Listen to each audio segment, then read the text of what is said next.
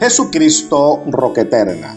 Jeremías capítulo 25 versículo 12 nos dice la palabra de Dios así: y cuando sean cumplidos los 70 años, castigaré al rey de Babilonia y aquella nación por su maldad, ha dicho Jehová, y a la tierra de los caldeos, y la convertiré en desierto para siempre. Amén. Jeremías capítulo 25 versículo 31 dice: llegará el estruendo hasta el fin de la tierra, porque Jehová tiene juicio contra las naciones. Él es el juez de toda carne. Entregará a los impíos a espada, dice Jehová. Amén.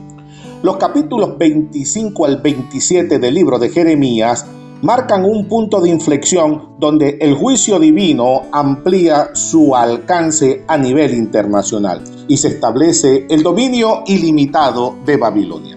El texto sagrado abre con la profecía precisa de los 70 años de cautiverio para Judá y la metáfora de la copa de la ira de Dios servida a todas las naciones. Además, registra la feroz oposición de los líderes religiosos que intentan condenar a muerte a Jeremías por predicar la verdad y la impactante señal del yugo de madera que el profeta debe llevar sobre su cuello para simbolizar que Dios ha entregado el control de la región al rey Nabucodonosor, desmintiendo categóricamente a los falsos profetas. Amén.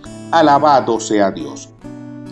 El capítulo 25 de Jeremías constituye el eje del libro, marcando el fin de la primera gran etapa profética y anunciando el alcance global del juicio divino. Jeremías resume 23 años de ministerio ininterrumpido, advirtiendo al pueblo sin ser escuchado, por lo que Dios designa formalmente a Nabucodonosor como su siervo para ejecutar el castigo. El texto sagrado establece por primera vez la duración exacta del cautiverio babilónico en 70 años. Utiliza la metáfora de la copa divina de la ira para extender la sentencia a todas las naciones de la tierra y concluye con una estremecedora visión del juicio cosmopolítico donde las élites y los pastores del mundo caen ante el ardor de la ira de Jehová. Amén. 23 años de rechazo continuo. Versículos del 1 al 7. En el año cuarto de Joacim, Jeremías recuerda que desde el año 13 de Josías le ha hablado incansablemente, al igual que los demás profetas enviudados por Dios.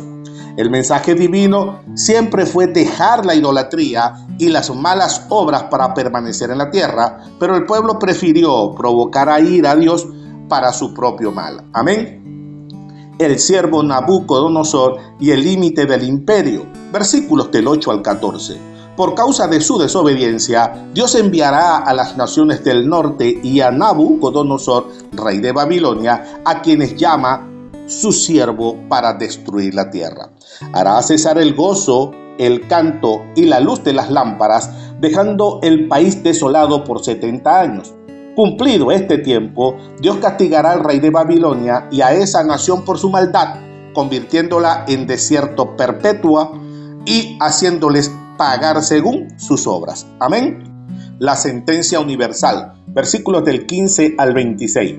Dios entrega a Jeremías la copa del vino de su ira para que la haga beber a todas las naciones a donde le envíe. Jerusalén, las ciudades de Judá, Egipto, Uz, la tierra de los filisteos, Ascalón, Gaza, Ecrón, Edom, Moab, Amón, Tirot, Sidón, Detán, Tema, Bus, los reyes de Arabia, Sinri, Elam, Media y todos los reinos del norte, concluyendo con el rey de Sesat, Babilonia, quien beberá después de todos ellos. Amén.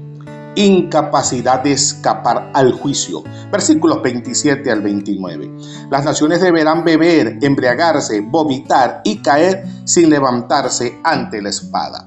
Si rehúsan tomar la copa, el profeta dirá: tenéis que beber. Amén. Dios enfatiza que si comienza el juicio por la ciudad sobre la cual es invocado su nombre, Jerusalén, las naciones paganas no quedarán sin castigo. Amén. El bramido de Jehová sobre las naciones. Versículos 30 al 33. Jehová bramará desde lo alto y rugirá contra su morada. entablando un juicio contra toda carne y entregando a los impíos a la espada. La destrucción irá de nación en nación como un gran torbellino, y los muertos por Jehová en aquel día yacerán desde un extremo de la tierra hasta el otro, sin ser llorados, recogidos ni enterrados. Amén. El lamento de los pastores y mayorales. Versículos 34 al 38. Dios ordena a los pastores y guías del pueblo aullar y rodar en el polvo, porque los días de su matanza han llegado y caerán como pasos preciosos quebrados.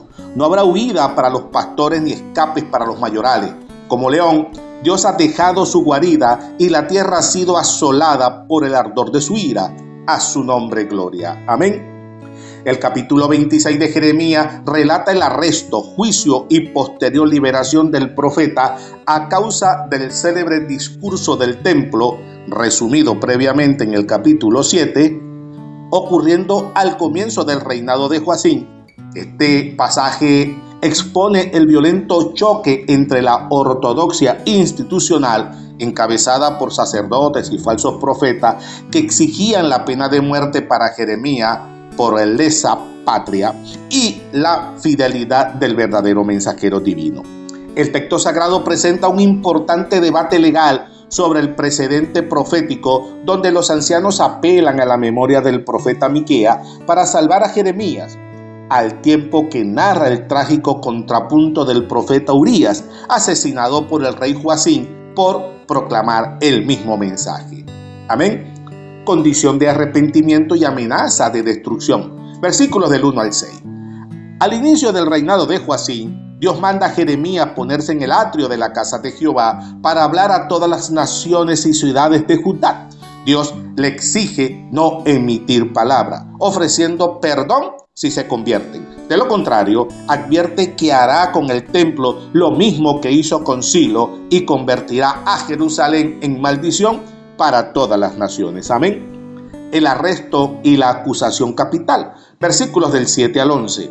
Al oír la profecía, los sacerdotes, los profetas y todo el pueblo aprenden a Jeremías, exigiendo su muerte por haber profetizado contra la ciudad y la casa sagrada.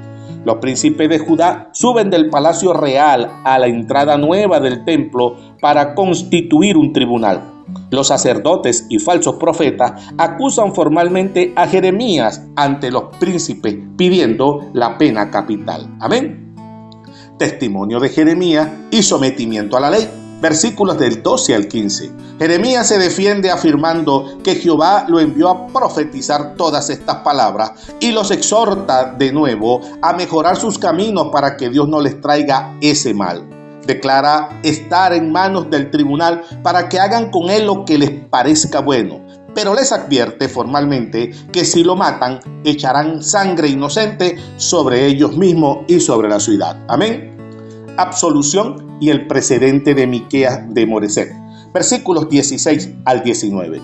Los príncipes y el pueblo declaran a los sacerdotes que Jeremías no es digno de muerte porque ha hablado en nombre de Jehová. Algunos ancianos de la tierra intervienen recordando el precedente del profeta Miqueas de Moreset en días del rey Ezequías, quien profetizó que Sión sería arada como campo y Jerusalén vendría a ser montones de ruinas. Explican que Ezequías no mató a Miqueas, sino que temió a Jehová y Dios suspendió el castigo, advirtiendo que ejecutar a Jeremías sería un gran mal contra sus propias almas. Amén. La persecución y ejecución del profeta Urías. Versículos 20 al 23. Se registra el caso paralelo de Urías, hijo de Semaías, de Kiriat Jearim, quien profetizó contra la ciudad y la tierra en los mismos términos que Jeremías. Al enterarse de que el rey Joacim y sus valientes buscaban matarlo, Urías huyó temeroso a Egipto. Sin embargo, Joacim envió hombres a Egipto que lo trajeran de vuelta. Lo ejecutaron a espada y arrojaron su cuerpo a los sepulcros del vulgo. Amén. La intervención providencial, de Ahí Acam. Versículo 24. A diferencia de Uría, Jeremías salvó su vida gracias a la poderosa mano de Dios y la influencia de Ahicam, hijo de Safán, quien protegió al profeta para que no fuera entregado en manos del pueblo para ser ejecutado. Amén. Alabado sea Dios. El capítulo 27 de Jeremías relata la orden divina de fabricar yugo simbólico para ser enviados a los reyes vecinos a través de sus embajadores, estableciendo el mandato ineludible de someterse al dominio del imperio babilónico. Dios advierte a Judá y a las naciones que rechazar este yugo equivale a rebelarse contra su soberanía, condenándose a la espada, el hambre y la pestilencia frente a los engaños de los falsos profetas. El texto sagrado concluye anunciando que los utensilios sagrados que aún permanecen en el templo de Jerusalén también serán llevados a Babilonia, con la promesa de que serán restaurados en el tiempo señalado por Dios. Amén. El yugo enviado a los reyes vecinos. Versículos del 1 al 7. Al comienzo del reinado de Sedequías, Dios manda a Jeremías a hacer conyudas y yugos para ponérselos al cuello, enviándolos a los reyes de Edom, Moab, Amón, Tiro y Sidón por medio de los embajadores que habían venido a Jerusalén. Dios declara que ha entregado todas estas tierras en manos de Nabucodonosor, su siervo, y que todas las naciones le servirán a él, a su hijo y a su nieto hasta que se cumpla el tiempo de su propia caída. Amén. La sentencia contra la rebelión. Versículos del 8 al 11. La nación o reino que no sirva a Nabucodonosor y no ponga su cuello bajo su yugo será castigada con espada, hambre y pestilencia. Por tanto, Dios ordena no escuchar a sus profetas, adivinos o agoreros que aseguran que no servirán al rey de Babilonia, pues profetizan mentira para alejarlos de su tierra y llevarlos a la destrucción. Amén. Exhortación a Sedequías para evitar la ruina. Versículos del 12 al 15. Jeremías transmite el mismo mensaje a Sedequías, rey de Judá, ungiéndolo a someter su cuello al yugo del rey de Babilonia para preservar su vida y la de su pueblo. Cuestiona por qué habrían de morir a espada y hambre siguiendo profecías falsas que afirman que no servirán a Babilonia cuando Dios desmiente categóricamente a dichos profetas. Amén. Advertencia sobre los utensilios sagrados. Versículos 16 al 18. El profeta previene a los sacerdotes y a todo el pueblo de no dar crédito a los profetas que aseguran que los vasos de la casa de Jehová serán devueltos pronto desde Babilonia. Los exhorta a interceder ante Dios para que los utensilios restantes no corran la misma suerte, desafiándolos a demostrar su verdadera vocación profética. Amén. Las columnas, el mar de bronce y las basas. Versículos 19 al 21. Jehová se refiere a los elementos que quedaron en Jerusalén después de la primera deportación de Jeconías y los príncipes, las columnas, el mar de bronce, las basas y el resto del mobiliario sagrado que no fue llevado inicialmente. Amén. La promesa del retorno de los tesoros. Versículo 22. Dios decreta que tus utensilios también serán trasladados a Babilonia y permanecerán allí hasta el día que Él decida visitarlos, momento en el cual los hará subir y los restaurará en su lugar original dentro del templo de Jerusalén. Amén. En resumen, esta sección concluye demostrando que la soberanía de Dios trasciende la frontera de Israel para gobernar los destinos de todos los reinos de la tierra. Los capítulos 25 al 27 afirman que someterse a la voluntad divina, incluso cuando ésta implica disciplina o etapas de yugo, es el único camino hacia la preservación de la vida, mientras que la rebelión impulsada por falsas promesas de paz solo acelera la destrucción. Por encima de las tensiones políticas y la persecución contra los siervos de Dios, el propósito supremo del Creador se cumple fielmente en el tiempo fijado. Amén. Alabado sea Dios. Oremos. Dios omnipotente y Rey de las naciones, te damos gracias por la luz de tu palabra en los capítulos 25 al 27 del libro de Jeremías. Te adoramos porque tú tienes el control absoluto de la historia, de los tiempos y del destino de la humanidad. Perdónanos por las veces en que prestamos oído a falsas esperanzas en lugar de someter nuestras vidas a tu verdad. Gracias por proteger a quienes se mantienen fiel a ti, por tu corrección que busca nuestro bien y por ser nuestra fortaleza en todo tiempo. Que tu voluntad justa reine en nuestros corazones, hoy y siempre, en el nombre de Jesús. Amén, amén y amén. Dios te bendiga, Dios te guarde.